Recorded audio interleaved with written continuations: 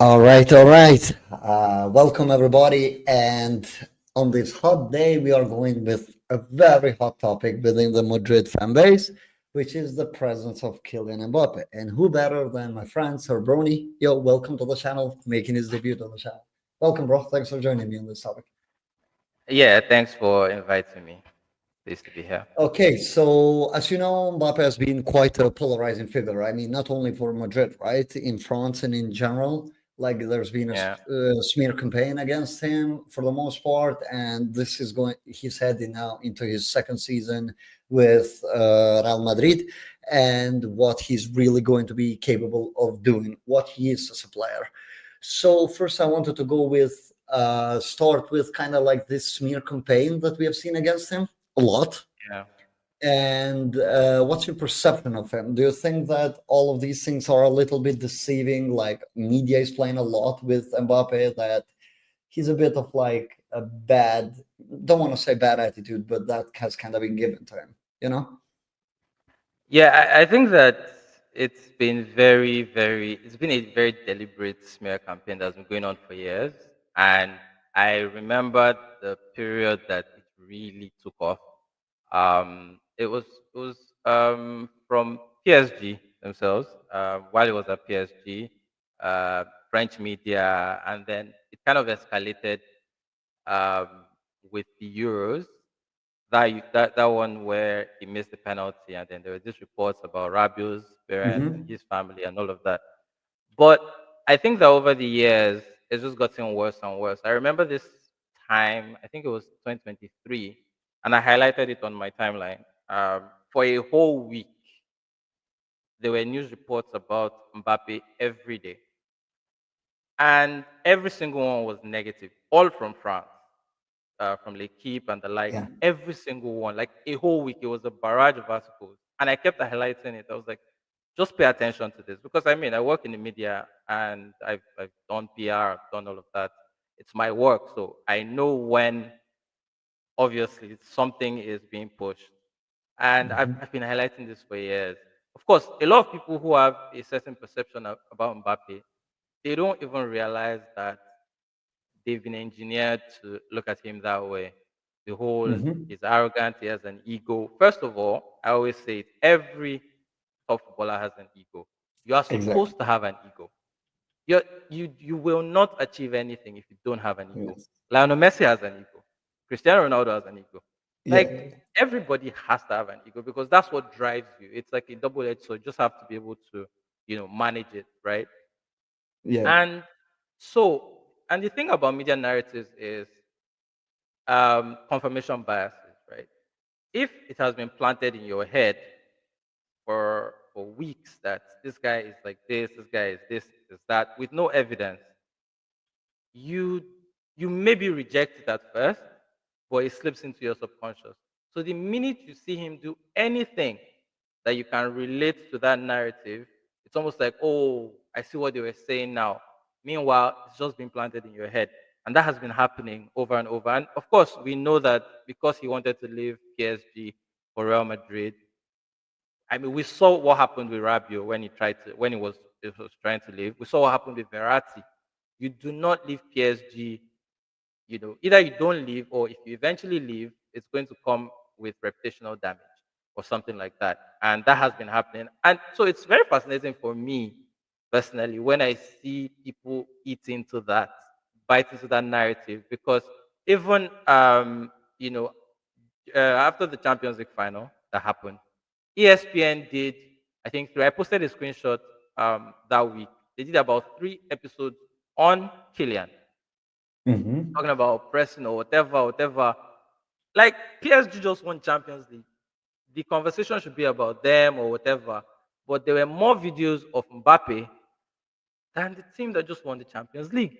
No analysis. And then I remember, I think it was Moreno that said, uh, of course, the pressing thing, that PSG didn't win the Champions League because of pressing the previous season. Meanwhile, they hit the post, I think, 6 times. They created 9 big chances against Dortmund. Yeah. Everybody was like, oh, they're so unlucky. This was such an unlucky.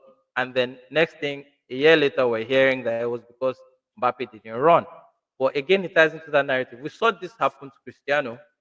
in the early part of his career, when I mean it continued over the years, but like in the early parts, it was that's when the whole agenda was set. So now Kylian's very presence is regarded negatively. Everything he does, even when he does well, even when he scores goals, they relate it to everybody else. So I think that it's of course we know who engineered it, all of this stuff. We know the person who is behind it, person who is paying journalists and media houses to Mhm. push all the narratives. And so I just want people to be careful what they accept and to also like check themselves because Yeah. sometimes you don't realize when you're chewing into that Yeah. negativity and just parroting narratives that are not. And of course, we know that there's also a political angle for Kylian in France because Mhm. he's spoken out multiple times about police brutality, about right wing ideology, and all of that. So of course, he's like public enemy number one in France and down in Spain as well. Of course, it has followed him there, and so many other things. So it's like PSG, it's France, and then Yeah. of course the fans that are still angry with him for not coming in 2022, the Real Madrid fans.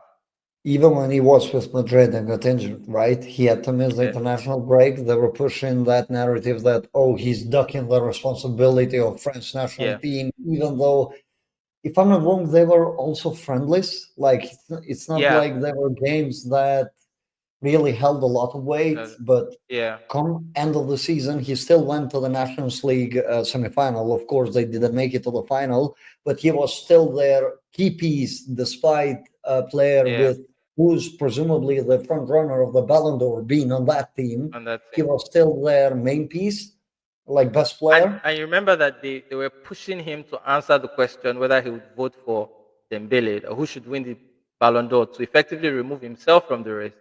And they Hmm. kept asking over and over. It was obvious what they were trying to do. Yeah, And yeah, I, yeah.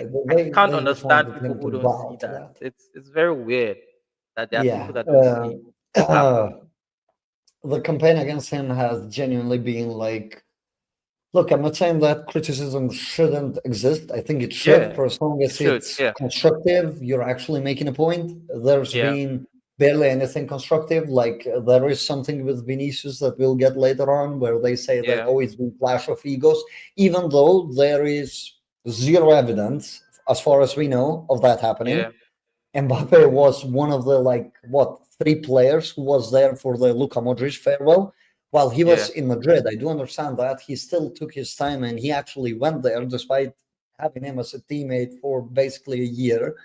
yeah, Uh, it's just that there's nothing that suggests so far on Mbappe's career that he's not willing to do things, right? Even with PSG on his best ever yeah, season, which was 21-22, and the way how Madrid beat them, Mbappe was like there with Messi and Neymar, but he was clearly head and shoulders above both of them. above.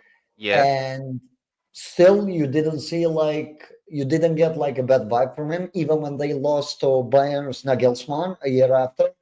yeah. They needed an unfit Mbappe to step on the Just pitch for them to even stand a chance on that game. So yeah, it's like, okay, everybody forgets that in the first leg, when it was just Messi and Neymar, everybody was screaming for them to yeah, to bring bring him Mbappe on. that this is not working. Like just throw him on, whatever happens. And then now I'm seeing narratives. Even if you remember the Atalanta game back in Yeah, 2020, PSG were on their way out until Mbappe came in and he was basically at 40%. But he came on and changed that game. And then we hear yes, now that Neymar dragged them to the final and Mbappe was a non-entity. And it's just like, not true.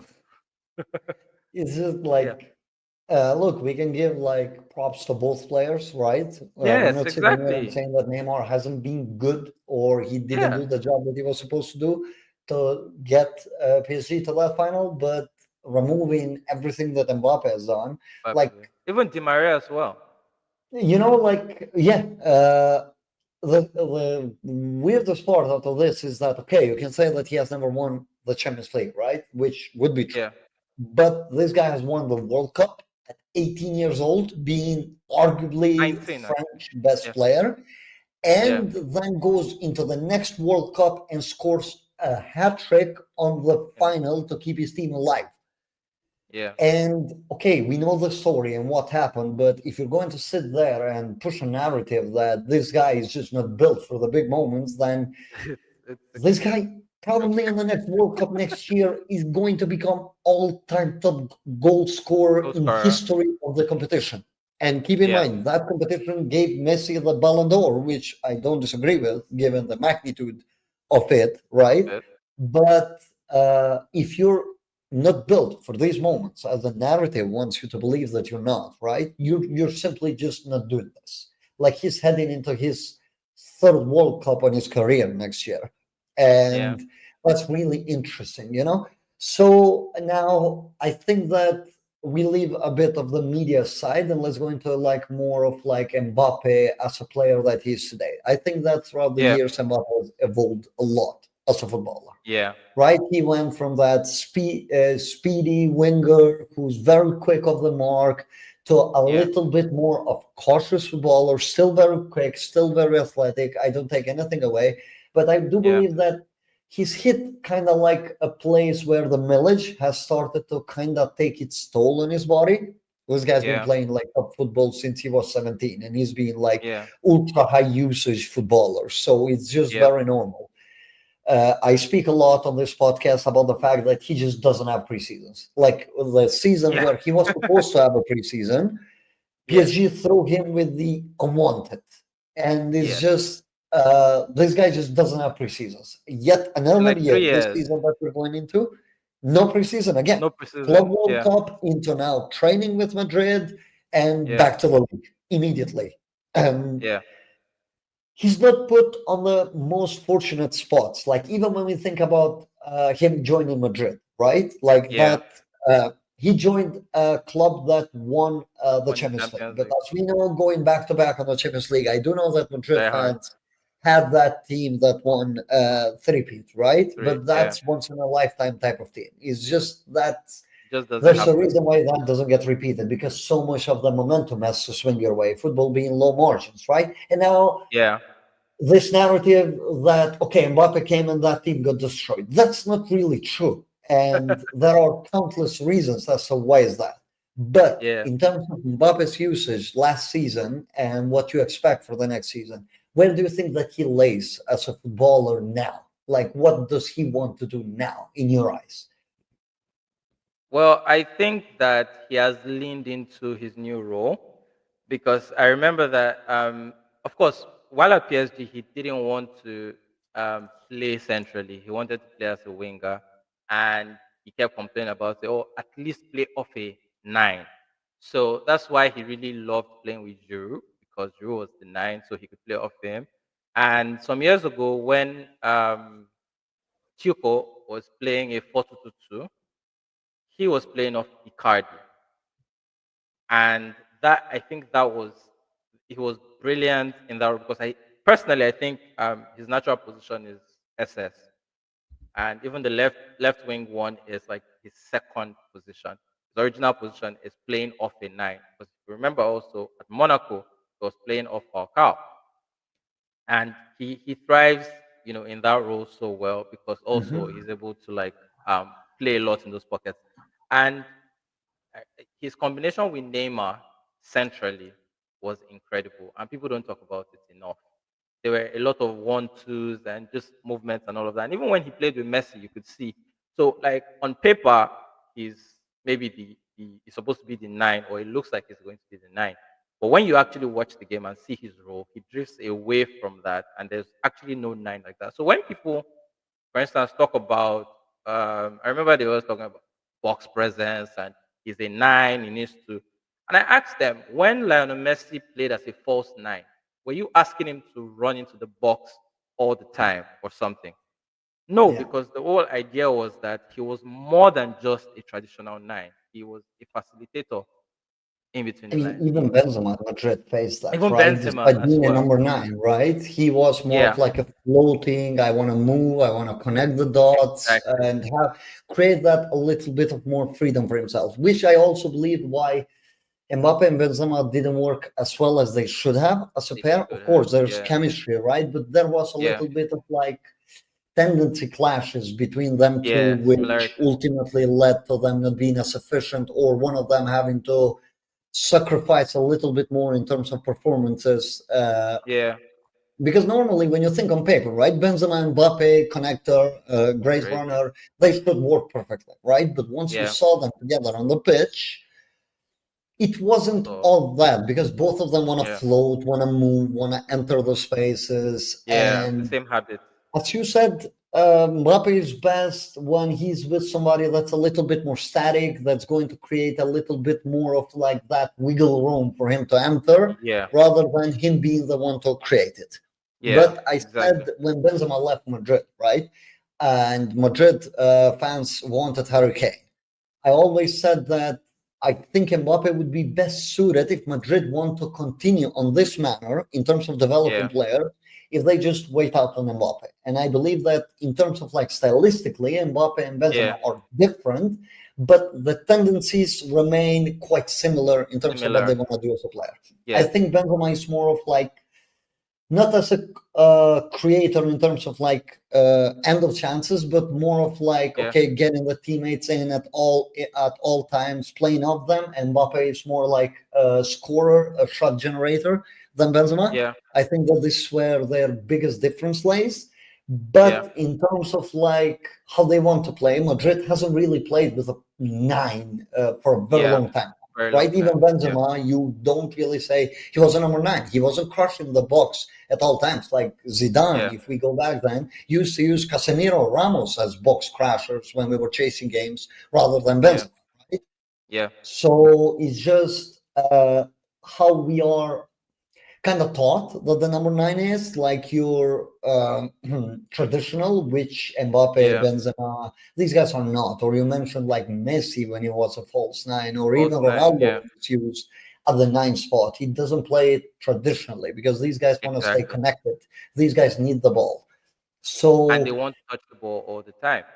It's like mhm. I remember there was an interview where I think it was Dani Alves or someone that was saying that when Pep first came to Barcelona, he wanted Messi to stay in a particular place.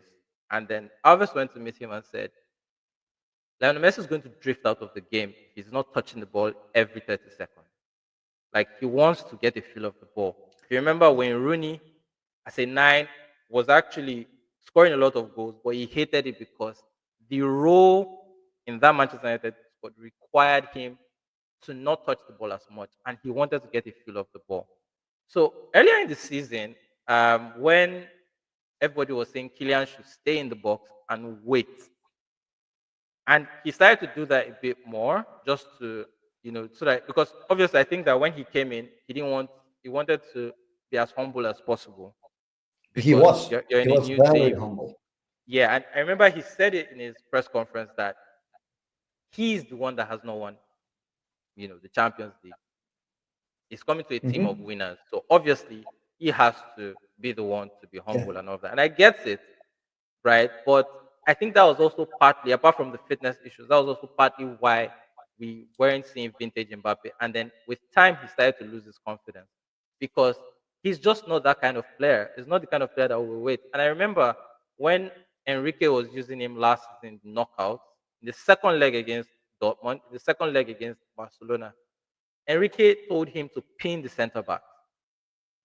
And for the life of me, I could not understand why he was doing that because it was ridiculous. You want your best player on the ball as much as possible. You want him to get a feel of the game, right? Yes. But Mbappe stayed disciplined, which is interesting because now everybody tries to act like he's not someone that will follow the instructions of the coach or something. He stayed disciplined. He pinned even when they were chasing a goal. He didn't go do hero ball. He stayed there, pinned the defenders, and let Dembele, handle the ball carrying and all of that. Now, Hmm. this past season, when he was kind of always waiting for the ball to get to the front. I mean, sometimes he would drop back and try to touch the ball a bit and all that, but you could see that it was very limited because he wasn't, getting to the ball as much. And as he started to lose his confidence, it started to reflect in his overall game, and it was just a shadow of himself. But as he started to regain that confidence and started to get more, he feel more authority, started to drop deeper, pick up the ball, do more things. And I think that the Las Palmas game, if you remember that game where they denied him a hat trick, that game for me, and I keep saying it, that is what Mbappe is going to be in Madrid. That is the Hmm. that is the blueprint of what Mbappe is supposed to be. When Yeah. you watch the game back, you see that he was basically running the entire attack. It was almost like a playmaker. He was a 10, it was a 9, it was everything rolled into one. Yeah. Facilitating is the one, is roaming the entire pitch, is with Yes. Rodrigo on the left. I think it was Brahim or someone on the right. Brahim He's on the right, basically yes. facilitating everything that's happening in attack. And I said, Hmm. this performance, this is the blueprint. This is what Mbappe is going to be in Madrid, or is supposed to be, is Yeah. coming to be in Madrid. This is, of course, there were the initial struggles with, getting to the role, because honestly, I always said it that Mbappe as a 9 for me was one thing I hated. I felt like his worst performances in PSG came when he was a 9, and I didn't like him as a 9. But Kylian Mbappe is a very intelligent footballer, very high IQ footballer, and he's someone that has adapted to different roles. People forget the first World Cup, he was a right winger, and his first season in PSG, he was a right winger. Even his second season, uh, Hmm. right? Yeah, no, his first season, 17, 18. His second season was 18, 19, Yeah. when Cavani was injured a lot, and then he had to go centrally a lot in the league. Now, this guy has played as an SS and dropped crazy numbers. He's played as a right winger, dropped crazy numbers, helped France win the World Cup as a right winger. And then the next World Cup, he was a left winger, and he still produced, and he still almost helped them win the World Cup. And he also Hmm. did that at PSG as well. He's played multiple roles, because people are so fixated on positions as well. But it's about the role that the players play more than the position. You can have a Yeah. starting position anywhere, but the role can change. Mhm. The role can be different from what you see on paper. And so Mbappe is someone that can interpret what he needs to do. He picks up all the lessons of what he would need to succeed. That's why by the time he got to January, his form just exploded, because he had gotten a hang of what he needed to do to succeed in that Yeah. role, and to always be a threat in attack, to always score. And so he started to score. His confidence was back. His arrogance, that that arrogance of a star, like, you know what, it's my responsibility to bail out the team. In the earlier part of the season, you could almost see him hiding a little sometimes when things weren't going well, and that's when Vinny was. I remember the Dortmund game. I think it was 5-2 or something, when 2-1 down. Was it 2-1 down? 2-1 down, I think. And you know, Mbappe kind of. I mean, he got the assist for Rudiger's goal, but he kind of, you could see, he was also shrinking. He wasn't confident enough to take the bull by the horns. But as the season Hmm. progressed, he started to really feel like, you know what, responsibility is on me, and I need to do what I need to do. And so I think that role, as the guy who makes everything tick, he wants to play those 1-2s, he wants to do those central combinations. And I keep hammering it that the best way to beat a low block is those central combinations. You want to be, you want to make it muscle memory almost, and so that everybody knows where to be, how to move. If you see, Zidane's Madrid were so fluid in how they moved the ball in those spaces, Yeah. and you're going to cause problems for whatever defense you're up against. And I said it before the Arsenal game. I said Madrid's best chance of winning this tie would be to, because Arsenal are very good at defending the channel. So you want to, cause trouble centrally for them, and at the same time create opportunities for Vinny to also get in. And you don't want Vinny to go to the byline or something. You want him to be coming inwards more. You want him to To combine be well with near. Mbappe. Yes. Exactly, and that's how you disrupt them. So I think that that's, for me. I think that he's probably not going to go back to being a left winger Mhm. or anything like that. He's going to, like, by the time he masters being central, nobody's going to be talking about, um, left winger Mbappe anymore. It's going to be, okay, this guy is like this. Yeah. This is the best footballer in the It, world. Yeah. Yeah. how I see Mbappe, it's like because even with Madrid, like some of his best moments came off the right. You know, when you mentioned that he was like a right winger when he came out, yes, Yeah. technically for France and PSG he was, and some of his best moments, at least with the ball, came off the right, right? Yeah. Because he knows how to operate on the angles pretty well, and he Yeah. has the physicality and the technical quality to beat his man. So Yeah. there were like sometimes we had pushes like he should be a left right winger, he should be a left winger, Vini needs to be put out. For me, it's kind of like how you summed it up. It's kind of like what role are you giving him rather Yes. than what What position are you position? really playing in. Because Yeah. if you're going right now and saying that, okay, I want Mbappe on the left, and actually Ancelotti did this, and you put him as like a pure left winger where he's fully out of the goal and Out. he has to come Yeah. in and do a lot of carry. I don't Yeah. think that's his role. I don't think that's where you're maximizing him. I don't think that he's a player that enjoys doing that. As you Yeah. said, is those one twos, is those get the ball, quick turn, players near him. In Madrid, that's a little bit more difficult given the fact that Jude wants the ball higher up. At Yeah. least that's how he's being used. Vini Yeah. wants the ball. At least with Vini, this more like an Ancelotti thing from last season, where I Yeah. was a bit surprised that Vini wasn't used in more of like off the ball mechanisms, like he was on the season where we won the Champions League. Like I Yeah. vividly remember the performances against Manchester City. Vini was playing like this number nine, holding off the defenders, and he was doing pretty well to get the others in. Yeah. And I'm like, okay, if Vini is showing that he can do that, maybe you can get Mbappe and Vini like just reverse their First. roles and Yeah. let's see where it goes. But we never got to see that. Yeah. And now it's more of like the Mbappe, impact, right? Because Yeah. he's a very impactful player, but he's a player for me that needs to stay hot. Yeah, what I mean by that is that you don't want him out of Of the your game. ideas, your ball circulation. That's why he drops to the Yeah. midfield. That's He why you likes to see the get a key feel plays. of the game. You want to keep him hot. If you want Yeah. him to be like as impactful on every area, you want to allow Yeah. him to drop, and you want the players to work off his dropping. Him. Right? Yeah. We saw on Club World Cup, even though for very few minutes that was Yeah. against Dortmund, Mbappe was dropping, and you could see that the other attacker and the midfielder were already going ahead of him. And that's Yeah. kind of like what I want to see because I want him to have options to either strike the ball because, well, there's Yeah. been a shitload of games last season where he unlocked the game with long shots for us and basically broke down that low block, which Yeah. apparently he was supposed to struggle, but won the Golden Boot against it. So, like this was the narrative, right? He's Yeah. going to struggle La Liga against is low too block in La technical for Liga. him. And it's like, okay, he's going to struggle against them. And I remember it was October, Mbappe was like 11 goals behind Lewandowski. And I went like, Yeah. comment of the season, he's going to win the Golden Boot. And my friends were looking at me and they were like, bro, it's Lewandowski, right? I went like, well, Leva has a certain age. And there was already a Yeah. pattern of Leva having a drop post-January. Yeah.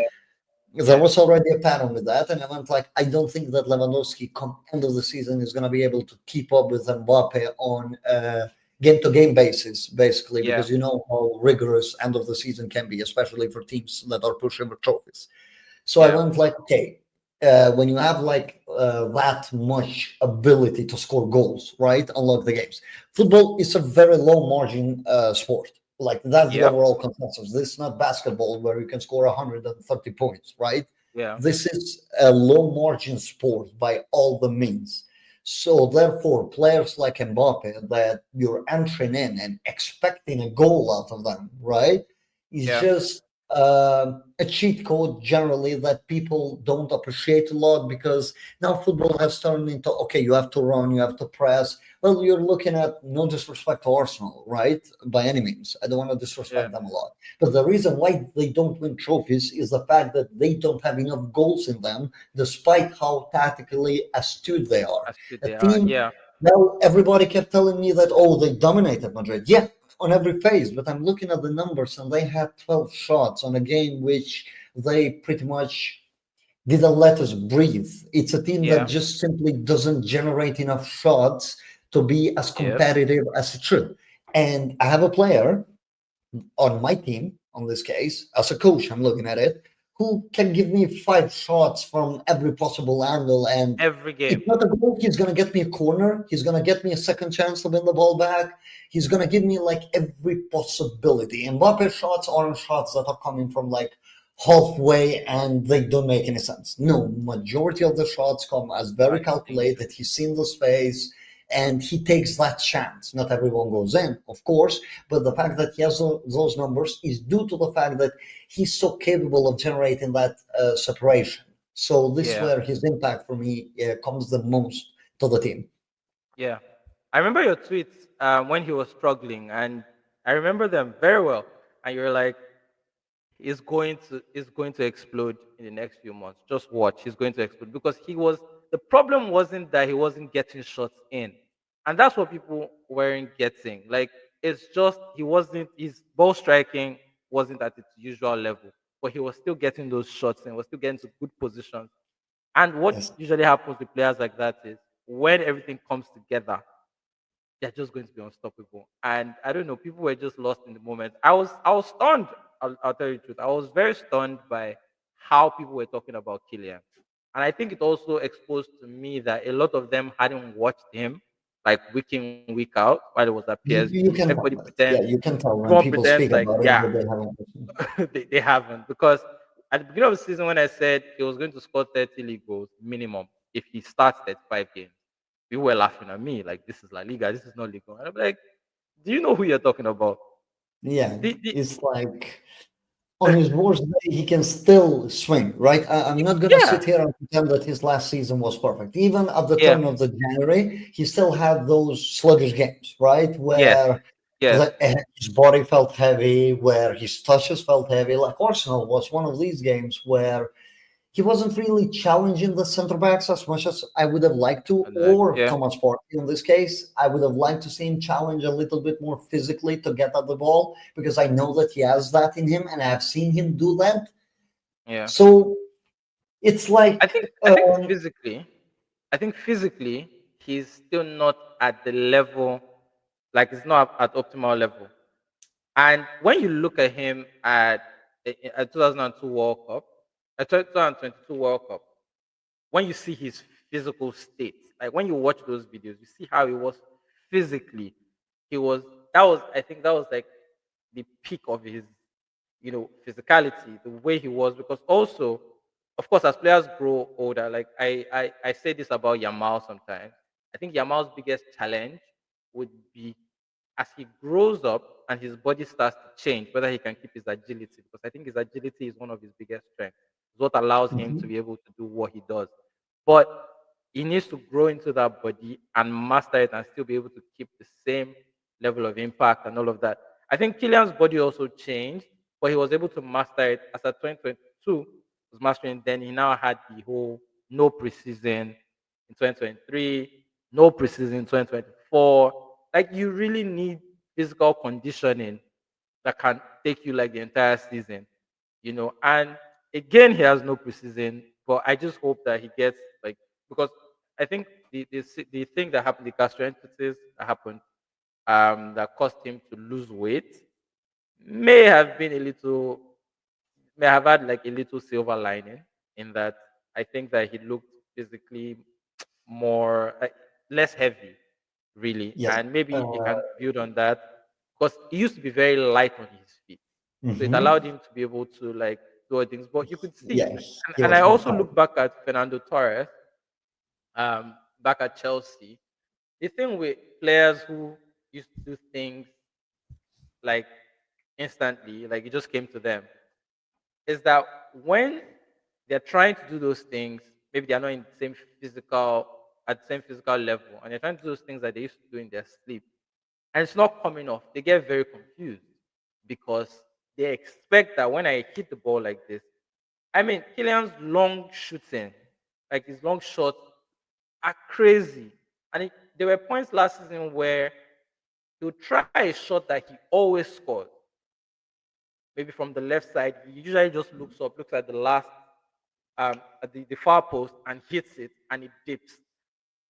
But last season, there were times when he would try it and it would just like fly over, and he would look like this always enters. What's going on? But I think it has to do like the physical condition and everything. So Yeah. I think that that's something that if it improves this season reasonably well, it's going to be a lot Against better. And Arsenal, he had that where we expected him to go near post and he went near far post, post. yeah, So he was very readable on that.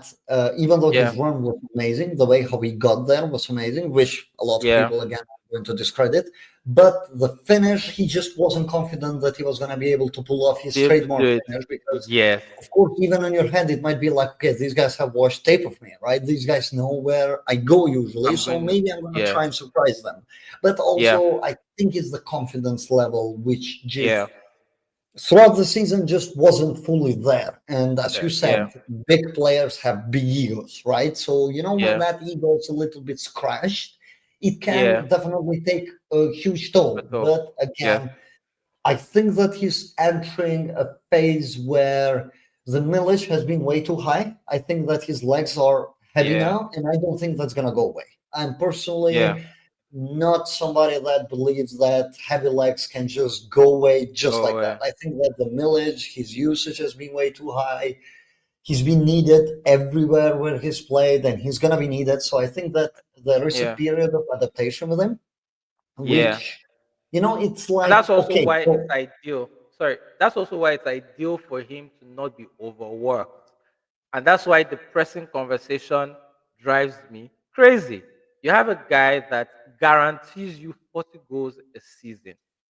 Nobody says you cannot press, but you have to, or that a player shouldn't press. I think that, of course, there are moments in the game when it's necessary, but there has to be, first of all, a team wide sync. What are we trying to achieve here? Who are we trying to isolate? People were angry at him for not pressing and for allowing the ball to get to Hakimi and all of that in that game. And I'm like, the spacing is already a problem.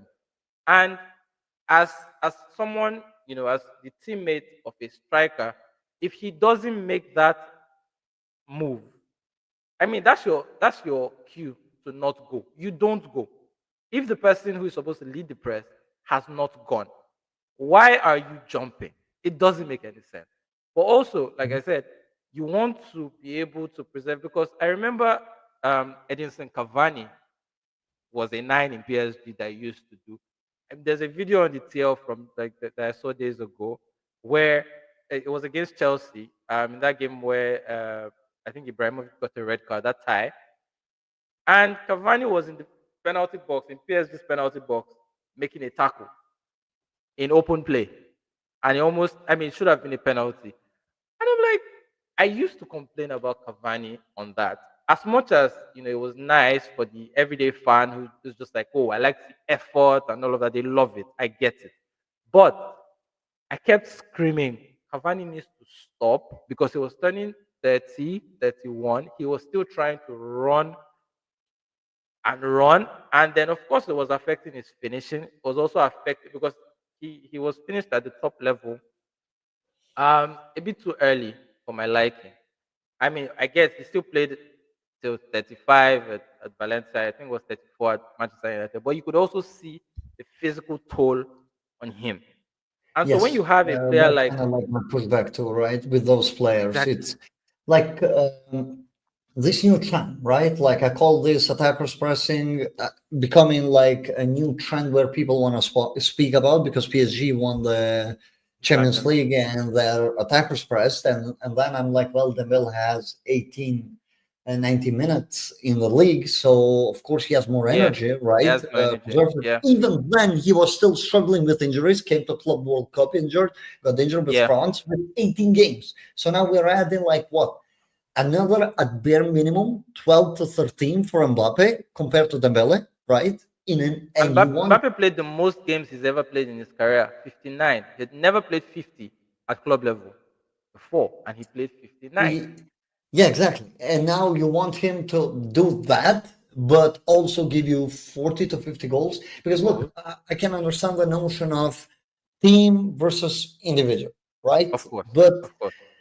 to me, it's a little bit weird when it comes to a club that employed Cristiano Ronaldo up until 2018, and Yeah, all of you guys saw the success that came when you have such a machine. Look, I'm not gonna sit here and say that Mbappe is better than Ronaldo or he's Yeah. as impactful as Ronaldo, but what I'm saying is that Mbappe impact on the current football, on the state of football currently, Yeah. is arguably just as big.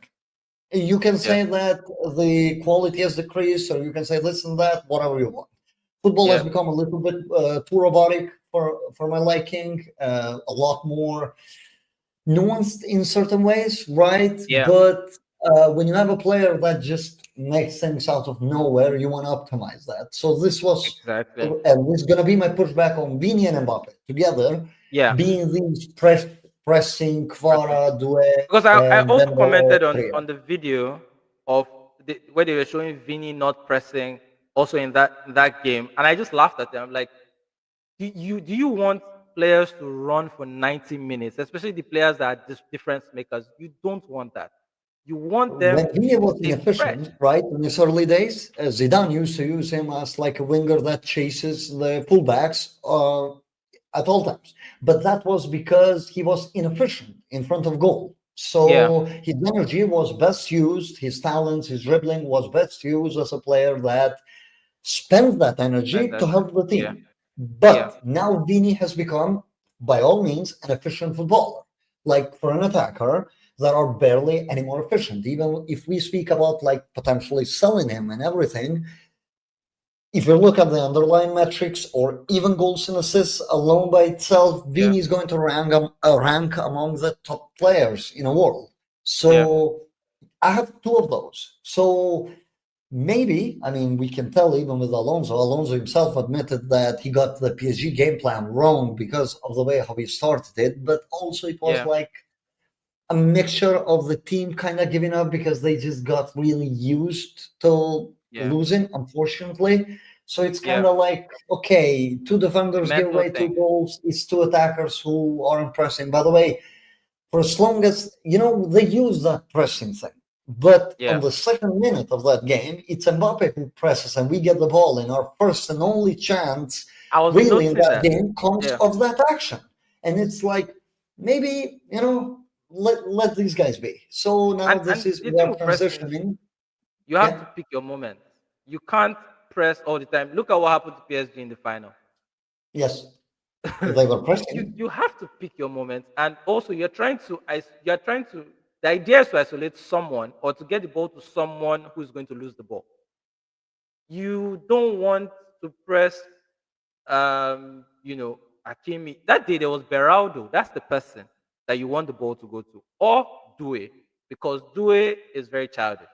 He gets the ball, he tries to do a flick, you get the She ball can't off get him. out. But you don't want to be pressing the other players that are very assured in possession because it kind of Yeah. is pointless. You're just going to expose yourself because you're going to commit too much or something like that. And for me, it's for the players that Real Madrid have in Vini and Mbappe, those players are players that are threats for you the minute you win the ball. Yes. What I think is ideal is that you win the ball in the second line. When the ball gets there, there's a loose ball. You're going to see Vini and Mbappe pounce. So you want them to be alert for that. You don't want Yes. to waste them running and chasing up and down. Then when the loose ball is there, you really can't use it because they're not there. I remember, I don't know if it was Leganés or Alaves. I think it was Leganés away where Vini kind of got the ball and squared to Mbappe. I think there was a defensive error somewhere, and then he just quickly picked up the ball. There was a sliding defender, and then he squared it, and a goal came. Like you want to kind of trap them, and if you're a defender or a midfielder, and you know that Vini and Mbappe are behind you, and if you lose this ball, it falls to them. It's a problem for you. That's even a bigger problem than watching them run around chasing everyone. I feel like you can wreak a lot of havoc even without running and charging. Like everybody just wants to see players charging and charging, but sometimes, I mean, there's a reason why players kind of angle their runs, their press when they're pressing goalkeepers to make sure that you take out this side so the goalkeeper can only pass this way. In doing that, you are not trying to win the ball per se, but you're trying to do something. You are blocking the passing to lane to destroy. this side and forcing him to only be able to pass there. And that's because you know that the person is going to pass to is someone that is prone to losing the ball or something like that. So like there's a whole idea behind it. But people just want people to run mindlessly. I call it the Roy Keane phenomenon because that's how Roy Keane analyzes football. Get stuck in, run around, charge, Yeah, kick. get That's your not hand, get your legs everywhere. It's just like come on, it's man. kind of like, like the Gary Neville thing of like, okay, I can speak from the studio, but I was there as a coach and we got Yeah, seven on my debut. It's just kind of like, look, even for us, it's kind of a bit easy to talk, right? Without yeah, actually being there and experiencing that. But the that, yeah, reality is that we have to be a little bit more constructive with this. Normally, if I'm exactly. the coach, right? If I'm on Alonso's shoes right now, all what I'm thinking is preserve these two guys' energy as much as I can because I want them on a ball as much as I can. As I can. Yeah, So, because they can do things that naturally just cannot be coached. Naturally, yep. majority of the footballers just aren't going to be able to do what they do, To do and that. that's why Yeah, they are where they are. Which is exactly. a credit to Ancelotti, for example, given his Madrid tenure as a whole, where he Yeah, was able to maximize the talent at disposal.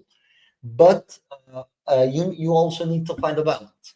One thing yeah, that really uh, stays with me is the fact that Madrid are arguably the most athletic team out of every top team. If you look at the midfield, if you look at the even the attackers, even yeah, the defense to a certain extent, even though I think that the defense is lacking a little bit until they add somebody like Ibrahim yeah. Konate. I mean, they have that with Rudiger, but It's kind of age, injury, yeah, surgery, like all of these things can catch up to you. And we'll see when the season starts. But I do not want Vini and Mbappe to do what Dembele, Kvara, Doué are do. doing. I just don't want them to because I want to remain competitive throughout the season.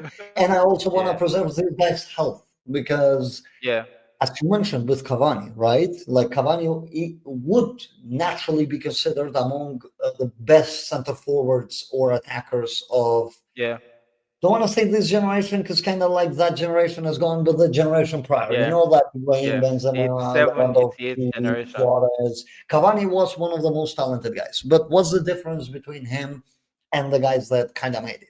Right? It was the fact that Cavani was running at all times, Yeah, and some of the other guys just weren't, or the fact that Luis Suarez level dropped after 2018 because once he went to yeah, Barca, he ran a a lot. lot more, right? And his level Yeah, just naturally decreased with his drop. body because his Yeah, body couldn't handle it. Well, Benzema, well, same age, but a lot less running, therefore a lot fresher as he's entering the older years of his career where yeah, every little bit drop of energy matters.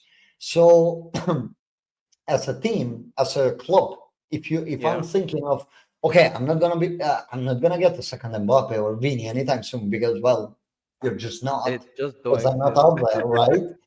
Yeah, I need to preserve these guys' health as much as as possible. possible. Like Yeah, we know that there are certain limits, unfortunate injuries, things that can happen that are out of the hands, but I'm gonna do everything that's on my hands to protect them.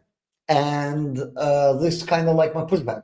Do they need to press a little bit more in terms of like, okay, we can maybe trap the other team here, like I mentioned, the yeah, sequence against PSG? yeah. Yes, but that has to be done very smartly, very based on, okay, that was a bad Exactly, pass. This is my trigger, right? This is my trigger. exactly, They just need the trigger. exactly.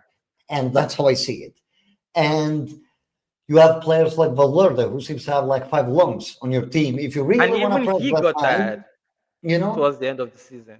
You could see the yeah, toll like if you on really want to Valverde. press that high, it's not that this team doesn't have the tools to use in Jude, Valverde, Chouameni, Camavinga. You have all the tools without these two Exactly. expelling all the energy to press high.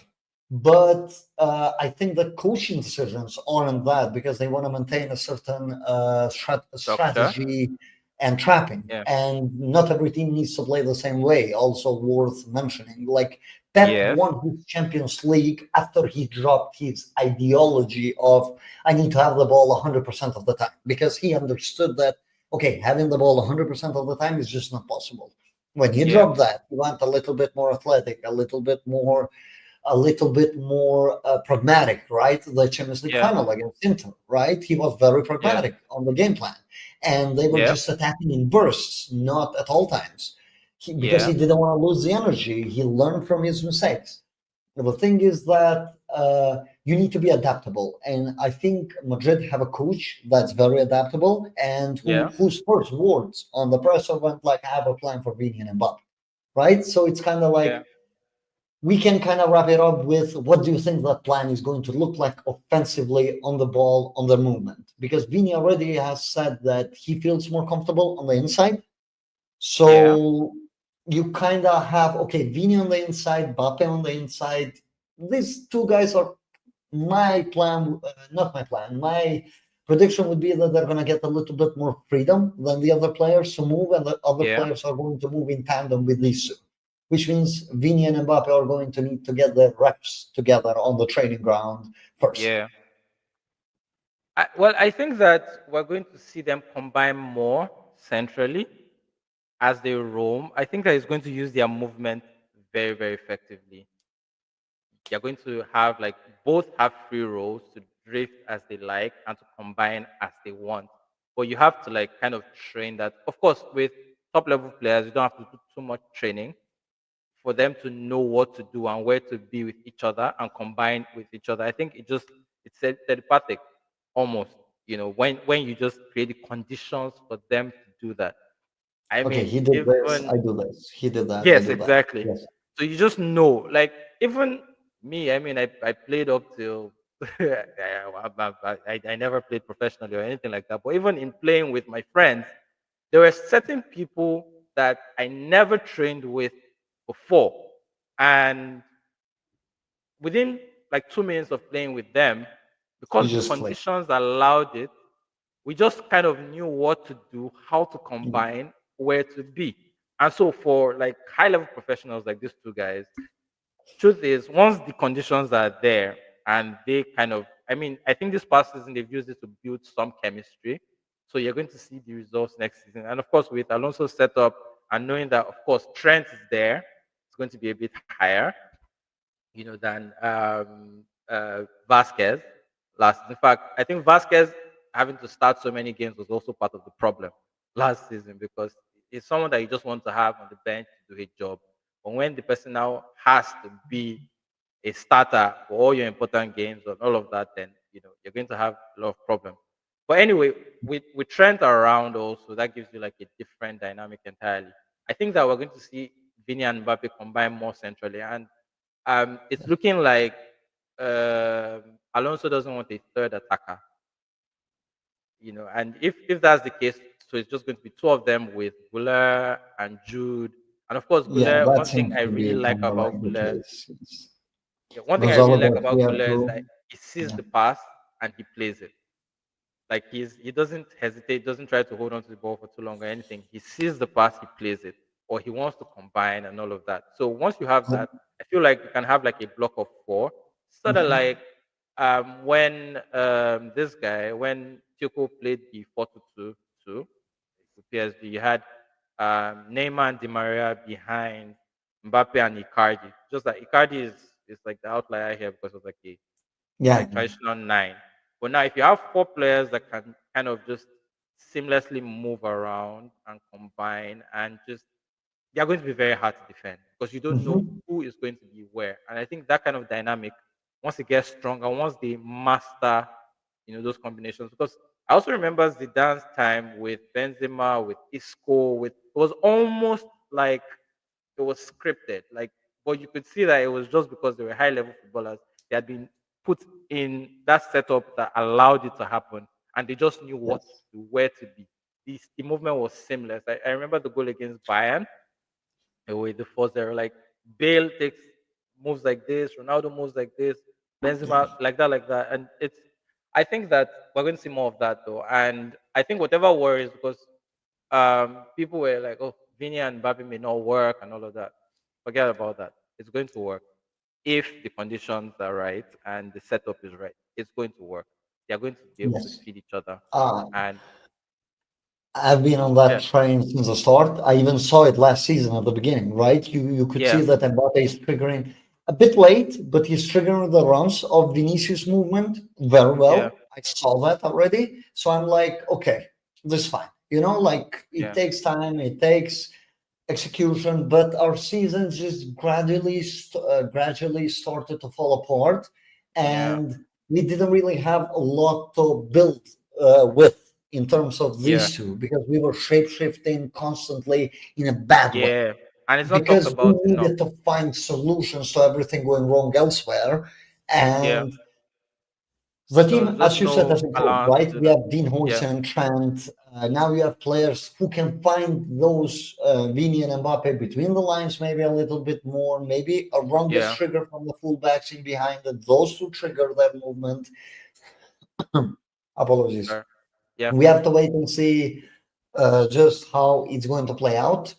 It's like I don't agree with the notion that Mbappe and Vini cannot work, cannot coexist, yeah. because I think that when that much talent and ability is there, Ability. everything is doable. You Yep, just definitely. maybe other players are gonna need to sacrifice a little bit more to make it work. I'm But not it's worth disagreeing it. with that, It's but worth it. Yeah, ultimately, how I see it is that okay, if I can optimize these two, I can lose out on a certain things. For example, like Jude is great at crashing the box, for example. I'm just saying that. yeah, But if I have to give that up to get Vini and Mbappe at their optimal level, I'm not saying that it has to happen. I'm just taking it as an example.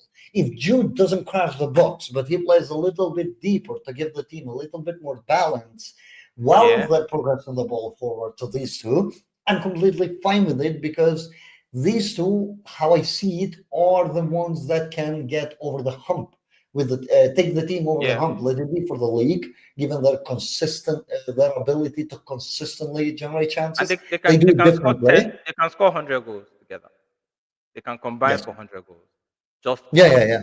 Like it's not that these guys are like a dead end, like Yeah, where nothing is working. And I also don't agree with the notion that they want to play on the same space. I just don't. I yeah. don't think they clog each other's spaces. I think I they've saw kind a of lot more yeah. sorry, not Vini, Jude and Mbappe, Mbappe issues last season than I did Vini and Mbappe, Vinny and Mbappe. because Jude was sometimes struggling to read out the movement of Mbappe, which was, of Yeah, course, new given the change of the role, right? yeah, So I saw a little bit more problems there than with Vini, because Vini can just seamlessly move to the stretch out wide and just he's kind of loving to do this outside of the boot pass, which sometimes goes wrong, yeah, but he loves to do it, right? Especially when he's on standing still position. He still wants to carry the ball. We had an episode where we spoke that how long will Vini's dribbling remain, and I already pointed out that kind of going down. yeah, It has a downhill spiral even now because of his millage. So that's why keep those two on the inside. Just surround them properly, which I think Alonso yeah, will, at the very least, from what we have seen with Alonso as a coach. He's still a young coach, right? Like his yeah, sample isn't as comparable to a lot of other coaches as we would like it to be. But stylistically, what he's doing, most of the Madrid goals on Club World Cup were scored just the same way how his Leverkusen team used to score the goals. yeah, So it's the patterns are there. We are kind of seeing what's happening. Alonso also a very fan of athletic attackers, which both of these two are, right? You even saw with Victor Boniface, right? He went from yeah, young player of the year in Bundesliga to not even starting anymore because just physically post the ACL, right? Just yeah. his body wasn't holding up as well as it should. Sure. So Yeah, Alonso's emphasis on these things are a big thing into. I believe he's going to make Vini and Mbappe happen, and just like you said, they're going to trigger their movements and what they do based on the body language, based on the movement. Let's say Mbappe has dropped on the center field. Vini knows that he has to kind of use that. Let it be drop it with them and maybe Yeah, make that 1-2, or maybe running behind and Mbappe finds somebody like Jude, and then a yeah, pass is played across to him. We just have to wait and see how those patterns are going to play out. yeah. So, to kind of wrap it up, what are your expectations of Madrid next season? Well, I think, of course, Barcelona being favorites because they already won the league and they looked really good doing it, and they have that momentum, and not much has changed compared to Madrid. Madrid are going to basically change how they play, and it might take a while, and of course, a new coach and everything. But I think that reasonably, Madrid shouldn't be having the Champions League as like minimum expectation. I don't think any team should, not even Madrid. No matter how much you win it, the Champions League is still about time and chance. It's still about like anything can go wrong. You could literally have all your defenders out for a key game, and then things happen, and also drives on momentum, on pressure, on too many intangibles that you really can't control. So, but still, I mean, minimum of a Champions League semi-final, depending on the way the fixtures happen and all Yeah, of that. fitness, You'd want to get to the performance, semi-final. everything. Yeah. Yeah, yeah. But in terms of the league, I think that Madrid should be aiming to win the league. To be fair. Yeah. Like should feel like should fancy themselves to win the league, because if you have Vini and Mbappe, like Mbappe does, I've not Mbappe has never lost two straight league titles, and there's a reason for that. In your worst games, in games where you're playing your worst and you don't expect, it's the difference makers. And I think that's also, I always say that that's why PSG always won the league no matter what, even when they were playing trash, because you could put them through hell for like 90 minutes, but all they needed was two moments of genius. You have a Messi pass over the top, you have a Neymar moment, you have a too many match winners. And so for teams that have many match winners, you have Jude, you have Vini, you have Mbappe. I don't know if Rodrigo stays or not, but if Rodrigo is there, he Yeah, can be a he's a match little bit, winner. but looks like he's gonna be there. Yeah. Yeah, and even Trent is a game changer as well Yes. because of the things that he can pull out of the hat. Yeah. So with so many match winners, and Valverde with his shooting as well, those Shooting. those Yeah. X factors, they matter a lot. And I think, of course, last season Barcelona kind of surprised people because people didn't expect them to be that good that quickly. So They had the 7 points when lead, but it was so yeah, dysfunctional to the point where they just couldn't keep it at any point. yeah. So I think that so now teams are coming a bit more prepared for what Barcelona have to offer, and maybe that could lead to points. For now, teams don't know what to expect from Madrid, which might be a good thing. Like, so I think win the league maybe and get the Champions League semi-final. I don't think Copa del Rey really changes much whether you win it or not. I don't think it Yeah. really defines your season, but the We're kind of Champions not League used to it, but yeah. is that. Yeah, yeah, I'm no, saying it's that always nice. we're not really used to Copa del Rey winnings, you know? Yeah, of course, but So, like winning it doesn't make your season suddenly great if you don't do well in those two major competitions. yeah, yeah, And yeah. No, no, yeah, of course, it has yeah, its things, right? But it doesn't really technically move the move the needle needle. as much Yeah, as the other two that you mentioned. or Real Madrid, like Even you could during the get fired. Mourinho era, right? Yeah, Like we won Copa del Rey, that was a good thing. I mean, we won it after like 11 years or something like yeah. that. That was But 2011. the Yeah, bigger success was the Champions League semi-final because we were stuck on yeah, that hurdle of we can't get past the quarters no matter what. So that was yeah, the big win of that season where, okay, we got past this mental block, right? yeah. It's just too many I think tangibles right now. It's very yeah, early to say where you predict it, right? Because it's a new coach, probably going to take up to December for them to even, like fully grasp everything that's going on.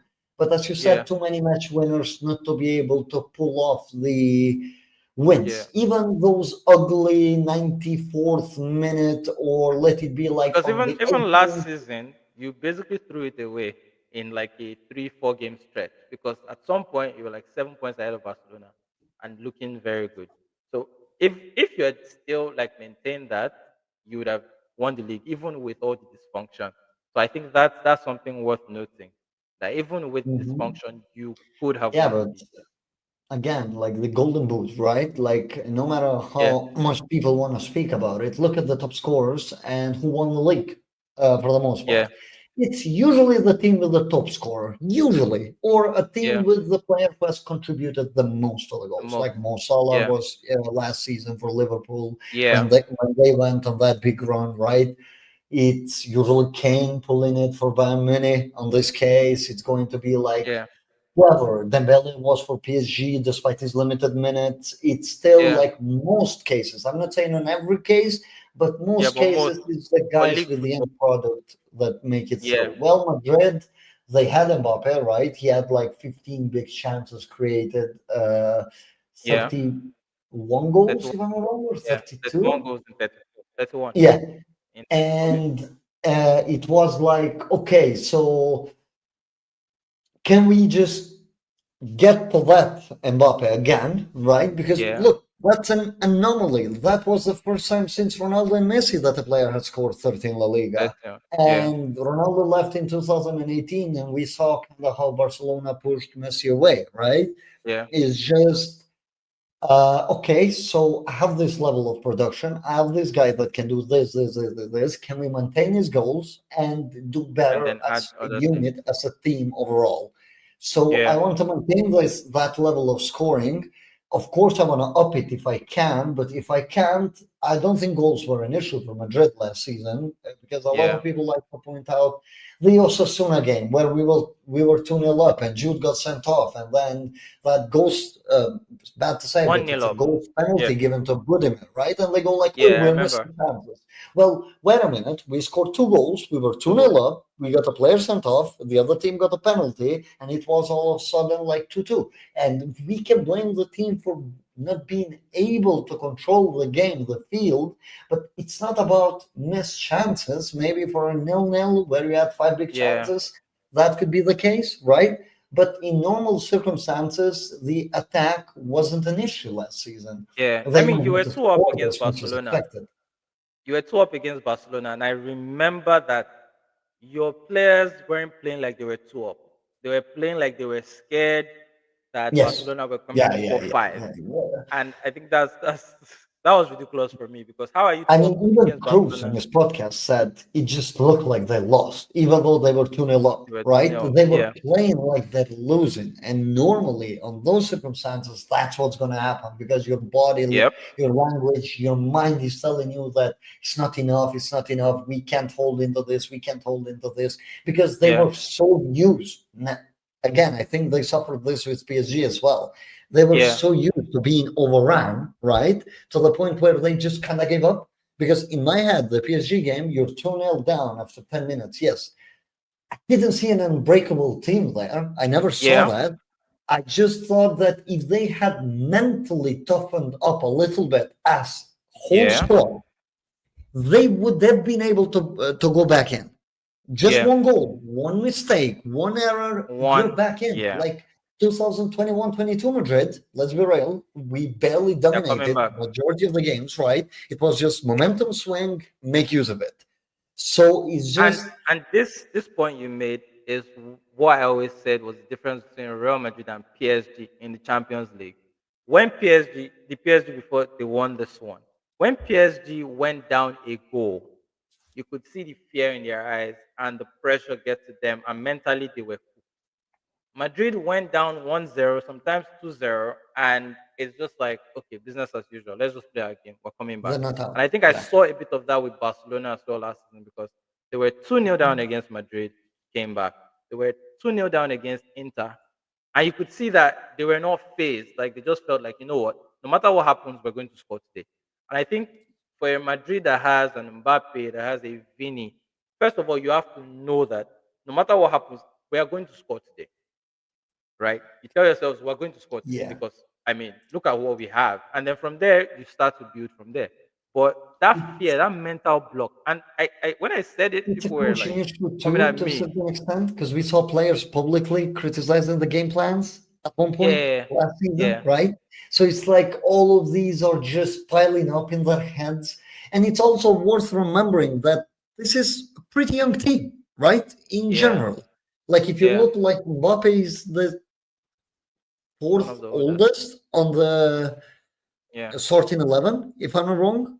Uh, and he turns 27 this December, This right? year. Yeah. Like it's a young team, so it's very normal that they're going Definitely. to get into those moments where they feel But I that think they just also cannot go it back. goes back to that thing you said about not having confidence in the plan. Because if you don't think that plan is going to get you through, then that's when you start to have doubts. That's when you start to Yes. wonder, like, okay, this plan You they've given enter us, are the we going to be able to pitch see through? as a loser, basically, Yeah, because you don't have faith that, okay, this is gonna work. Okay, we have tried yeah, this. It's funny, like the best El Clasico performance of Madrid was the first El Clasico of the season. And that yeah, was and a then you lost poorly 4-0. managed El Clasico, right? From Yeah, all of the means, like Jude was being played in Jordan Henderson style to make up for Lucas Vasquez, right? And the Rafinha. yeah, And Mbappe was caught offside like 8 times in that game. But yeah, the plan in general and players' confidence was good enough to dominate the first half. yeah. Yes, the goal Could unfortunately have, happens, as I say, the momentum. The result doesn't show it. I still, if we're breaking off which team deserved to win, you can say that Madrid deserved to win because they just kind of lost the game of moment, as I call it. yeah, Mbappe was caught offside, like scored like 3 goals, all of them called off, yeah, then missed that chance at the beginning of the second half. Very yeah, normal, but it happens, right? Madrid lost, funnily enough, on what they're good at, right? Like yeah. they're good at being the second best team on the pitch, but just getting But those still getting the moments and result. just making full use of them. And they lost that game on that. I And think the yeah, real the damage confidence was the went low. second one, the 5-2 in the Super Cup final. I think that was the one that did some damage psychologically because again, so this time around they took the lead with Mbappe and then they just got cooked. Like everything was turned into a goal, and I don't think they imagined that they could concede 4-5 again a second time after that first game. And so after that, I remember that before the Copa final, your fans were like, "Yeah, just cancel this thing. We're not going to compete." And the first half was horrible, but that second half, you had Barcelona on the ropes. You like, I don't think Barcelona expected that. I think they were also a bit shell shocked, but then they got a route back into the game and then they won it. Now, after they won for a third consecutive time, by the fourth one, players were like, yeah, even if we're 5-0 up, these guys are going to kill us. And I think that was a mental thing. It was very, And very, I think that's still lingering. At the very least, we saw with PSG that that sort of mentality is still a yeah, little bit lingering within the team. yeah, That's up to the coach to fix. That's up to having maybe a better game plan. He's just naturally going to phase that out, right? But we have to see yeah, that play out. We have to see how Alonso is going to be able to manage the mental, tactical, physical aspect of the whole team because that's his job. As a coach, he got a pretty long-term contract for a Madrid coach. Not yeah, usually you get that. So they must have had like a good round of talks, good planning around it. He's getting the yeah, backing. So he said some words. Of course, I'm one of the guys that just doesn't go by coach's words because they say what is actually the best thing to say, like PR narrative, rather than what yeah, they actually deem it. Because Alonso comes and he goes like, "Oh, Rodrigo is one of the most key players," and just gives him garbage minutes here and there. But he just wants to which is like a lot. he just wants to play the game, right? Like he got Yeah, asked about the 11, and he went like, "Okay, I can notice that I'm going to be asked about this all season long, but I'm never going to give you guys." So it's like, he's just playing the PR game as well as he yeah, can. he has And to. given the fact that he's a face, he's a name, he understands the environment, he's just going with the Yeah, flow there, like Ancelotti used to do. Except yeah, last season when we would go like, oh, we lacked intensity after every game. We went from we have to suffer so we lack intensity, and it's just like, maybe we just kind of like a comprehensive game plan here, and we're relying on Mbappe or Vini or Jude or somebody to just kind of do something and get us out of here. yeah, Because that loss against AC Milan, right? Like that was the end of last season, basically, and that came back in yeah, like October, November. I don't remember the exact date, but that was kind of like, okay, that performance just should never repeat. It's not about the loss, right? Because we lost to yeah, Lille too, where we felt unable to do anything. Not that yeah. we haven't lost games, but that But game that just particular felt one was like very the deflating. final Yeah. nail, you Yeah. know? And it's I know like that feeling. whatever followed that game. For example, like they were pushing this narrative of we're going to come back against Arsenal. Players weren't feeling It it. You hasn't could been. tell from the first minute, right? It was just, Yeah. it's just not gonna happen because we're chasing one of the best teams against the ball, and we're chasing them. So Yeah. we feel lost here, and it's like confidence issue, right? I'm not saying that they Yeah. couldn't have turned it around, but it's just Yeah. that when you're going into it, I myself never went with any sort of Any hope, confidence. even though literally the first chance of the game it's a Mbappe goal, it's a side goal, but literally the first chance is Vini passing the ball to Mbappe and Mbappe putting it on the back of the net. Yes, it's offside, they got trapped into that, but it's how the game started. But that momentum just slowly was shifting away. And Yeah. those are the things that just, when you have such players like Vini and Mbappe, for the most part, that just should not happen. I don't think that you as a team should ever give up on a result because, Yeah. well, Vini to a lesser extent, but if it came to making the shot, putting it back into the game, Mbappe is that guy. He's proven it. He brought France back into the World Cup final by himself. Yeah. Like the goals that he scored, Yeah. apologies. Sorry. I know that a lot of people go like, "Oh, until the first goal, he was a ghost." Well, I mean, the whole team was The whole ghost, team like they were was chasing rubbish. shadows until that Yeah. point, right? Then that goal comes out of nowhere, and suddenly the team is just re-energized. They just feel Yeah. that they can do more, and Mbappe goes and scores the second, and then the third. It's just Sorry. if I have this guy on my team, I better make sure to maximize it. Like, let it be One through hundred percent. momentum chasing, momentum shifting. I need to do anything and everything that's required just to maximize the talents at disposal that I have. And I have a shitload of them, to put it frankly. Yeah. So, this is a guy, yes, a lot of missed penalties, a lot of missed things. Like when we speak about confidence, right?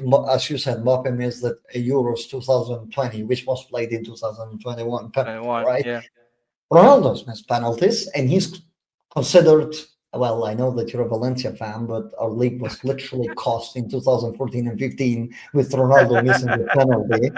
So it's just like Yeah. Go it happens, Like it's Yeah. not that Ronaldo lost the league, and after that missed penalty, he just went like, okay, Albert saved my penalty. I'm just done here. Like I'm not gonna Yeah. play anymore. No, no, no. He took other penalties. He scored crucial penalties. Right? It's just And that's how it goes. missing. It's a normal Normal thing, part. and scoring for me is kind of like bouncing back. Actually, I wanted to say to scoring is a harder thing, and we saw Mbappe do it because he was Yeah. leading like the charge on big chances missed in La Liga by a lot when I made that tweet. I'm just looking at the underlying numbers just to see if they're kind of matching my eyes. I'm like, okay, this is Yeah. the right figured run, this is the right play. Just the shot is bad. You could tell Yeah. that the shot is just taken badly. The body shape, the way how he strikes the ball is just taken wrongly. I'm like, okay, I really want to see if data backs up like what I'm seeing here. Lo and Yeah. behold, he's like first in Europe top 5 leagues in chances, on shots, on like expectancy of Yeah. the goals. He's leading every single underlying metric. And I'm like, oh yeah, I'm not worried. He's just a Yeah. normal passer of the player for as long as he keeps it up, of course, because there is like, is this player going to give up or not? Because at one point Yeah. you might go like, okay, I'm missing way too much. The I'm not confidence gonna goes try low. You again. start passing Yeah. the ball on shooting Yeah. opportunities. You just start Yeah. passing the ball. Nah, he didn't. He just went like, nah, here's a shot. I'm And gonna then the keep going. goals start coming in, right? Shot, shot. I want my attackers to shoot. Like that. If I was a coach, I want my attackers to That's the shoot. most When important thing. people Yeah. go like, Get the oh, shot he off. needs to pass the ball, he's too selfish. No, no, no, no, no. I No. want my attacker to get the goal. I remember against the Osasuna game that I spoke before, right? Yeah. Mbappe got the goal. Jude, no, Vini got the goal, if I'm not wrong. I can't recall the goal scorers No, correctly, Mbappe got the right? goal. I think it was Valverde. Valverde Yeah, pass I'm not and sure, but I I know think it was that there one was zero. a game last season where they were kind of trying to do, this MSN type Helping of each other. thing where Oh, all okay, of us okay, okay, score, okay. Yeah, right? yeah, yeah, And yeah, Mbappe is yeah. like in golden chance of scoring and he passes the ball, and I'm like, Yeah, that just was the take that game. shot, man. Yeah. Just, like kill it off. Like you're the attacker. I want to see you on the score sheet. It's just Yeah. like, I don't care about your narratives. I don't care that at the end of the scoring, the score sheet is going to say that all the top guys have scored or not. You know, Yeah. I want to see you score. Like, Just even score. when he was chasing the golden boot, he was more like, I'm like, Passing. this is where you need to up your shots. Like Lee is done. We're not playing Ronaldo for would anything never. here. Just take shots, you know? And nah, Ronaldo would it never. was, Ronaldo was a like, killer. I mean, he still pulled it because that's how he was, right? But in my head, Yeah. I'm just watching it because I want him to win the Golden Boot, right? Yeah. Like by that point, we lost all purposes. So it was like, okay, So might as well just I get just that. want him to score. I'm like, pass the Yeah. ball to him, pass the ball to him. But I'm like, I'm seeing him on a shooting opportunity, but he sees that his teammate is in better spot and he doesn't take it and he passes it. And I'm like, kind of would like you to take the shot, you know, because I want you on the score sheet. Yeah. But that's kind of like an elite player, right? He still made it, but there's a difference between my brain and his brain, technically. Because my brain, it Yeah. would have been, I just have to take the shot at any point because I want to get on the score sheet. His brain is like, Yeah. okay, I want the goal What's the here, best that play? guy can get it. Yeah. So yeah, we have been running for too long. Thank you for your time, man. I really appreciate it. Yeah. It's always fun to talk, you know. Yeah. Uh, Same here. Thanks for Thank you having for me. coming in. Thanks everybody that listen. Don't forget that you have us live on YouTube. You have us on Spotify, Apple Podcasts, wherever you guys want. You can drop us a rating, give us a like, follow Cerebrone on Twitter. A lot of great takes. He's somebody that I check a lot, and it's always a pleasure to have him on here. Hopefully, we'll have him later down to see how things are going, you know, like maybe for certain matchups. We'll see. We're gonna have a lot more guests coming in, just great people, great minds that we enjoy speaking to. That's why we went for so long. Thank you again, man. Apologies Yeah. for your time. And if Right. there are any last words that you want to say, you can wrap it up. Well, I'll just say that fans should really skip all these narratives. Like, I don't know, I don't think you gain anything from hounding your own players and hating your own players, to be very honest. Because all that happens is just you kill their confidence. And really, in general, talking generally now, I don't think abuse has any place in football. I think at the end of the day, you have to remember the humanity of these players and just try to be constructive in your. And please do not do the nasty, dirty work for some certain individuals that are pushing narratives in the media. Don't be their tool because that's what they're counting on. Yeah, Mhm. basically. So yeah, All right, you man. heard it. Don't fall prey of propaganda. Please make sure to think twice about if there's Exactly. been if there's some legitimacy behind those pushes. All right. Yeah. Take care, guys.